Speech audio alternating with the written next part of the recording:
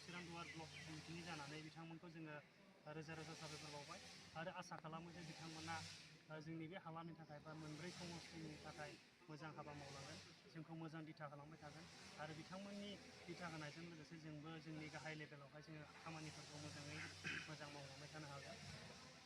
आलासि हिसाबै बे समावहाय दिनै जोङो आलासि हिसाबै जोंनिनो एपिबिनि गायसनगिरि बा